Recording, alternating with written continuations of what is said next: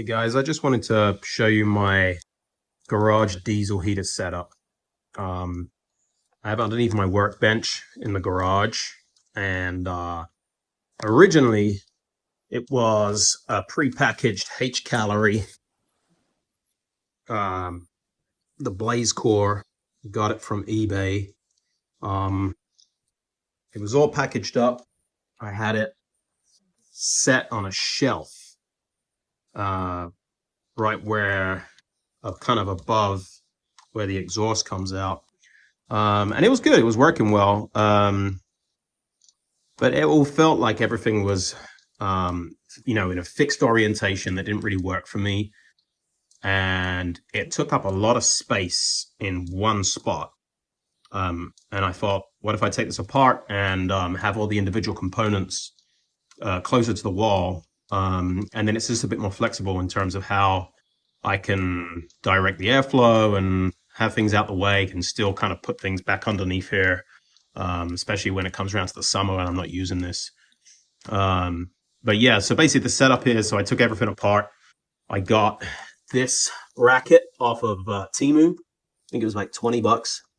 And it has the cutouts for the exhaust and inlet pipe and the fuel line. And you can still use the gasket in between that came with the H calorie box. I have a thimble going through the wall of the garage to outside for the exhaust, and that's stuffed with the like fiber insulation, the like the fireproof fiberglass stuff.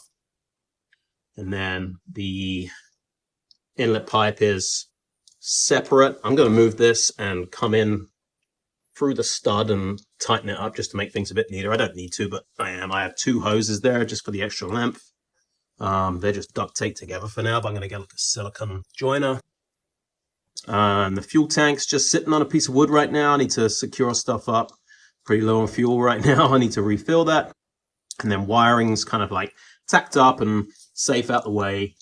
Power source is kind of cool. So I have this, I think it's 100 amp hour LifePo battery, which I bought for my wife's Land Rover. The Land Rover battery died, and I was like, I need to get a new battery for it. And I saw that the group size was available in this LifePo battery, and it's hugely weight saving, more power, and the car has a lot of accessories. I installed it, and long story short, the car hated the battery. Like, it's a Land Rover, they're kind of finicky about stuff. And by the time we kind of figured out I didn't like it, it was way past the return window for the battery. It was an Amazon purchase. So I have this spare, I ended up getting a new battery for the car. I had this spare lithium battery just sitting in the garage. I kind of kept it topped up with this tender, which I bought.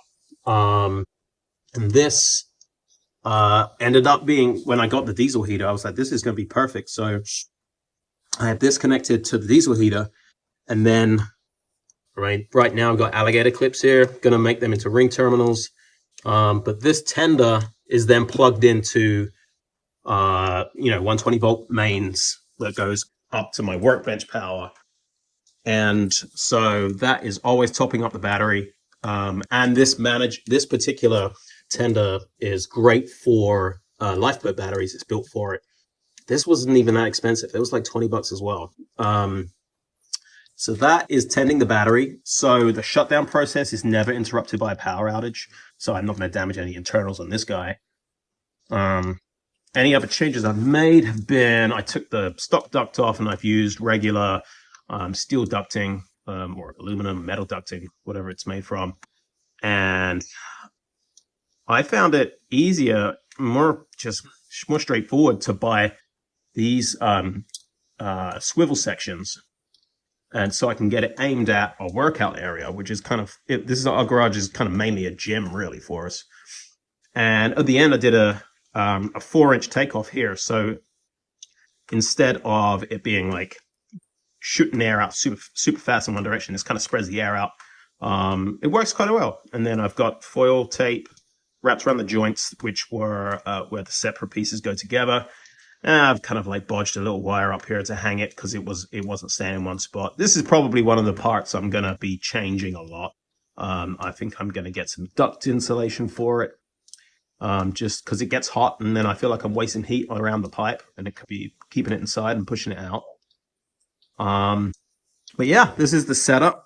It goes outside. I'll show you the outside exhaust. This is in a single car detached garage. We're in the northern climate in Illinois.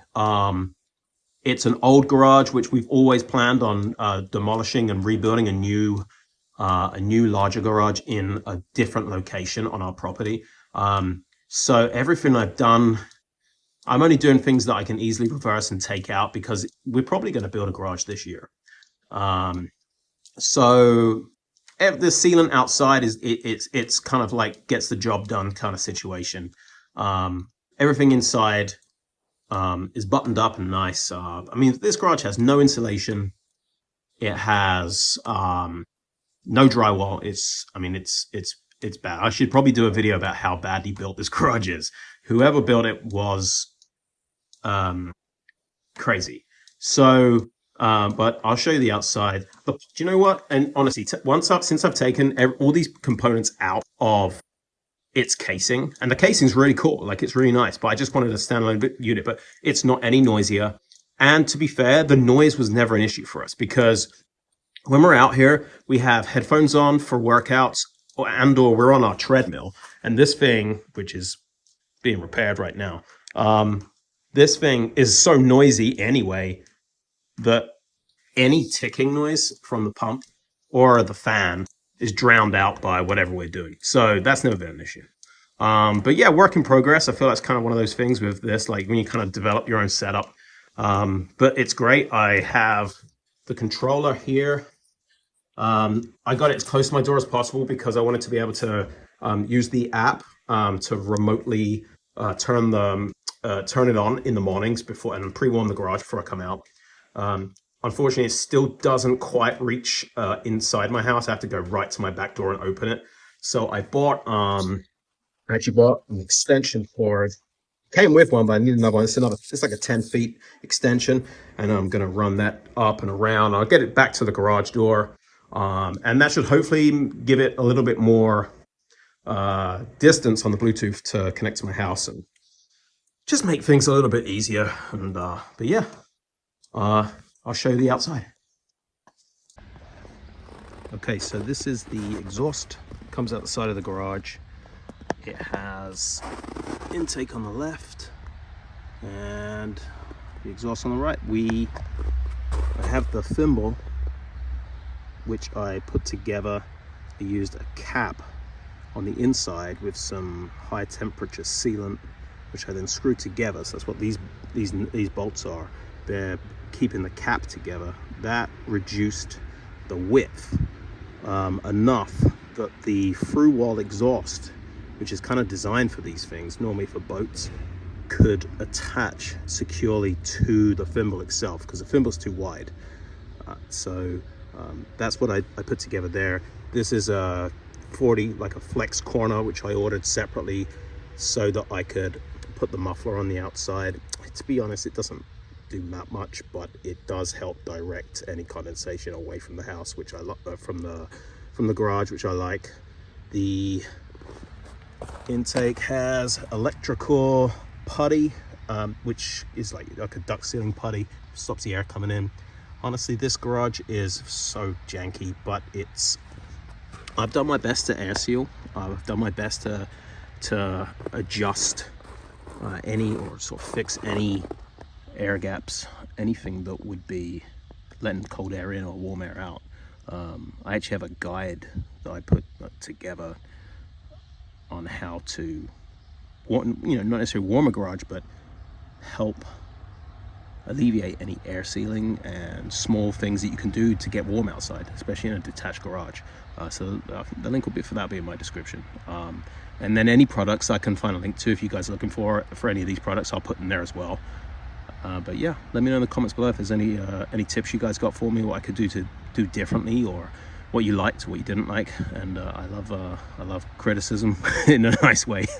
But yeah, have fun.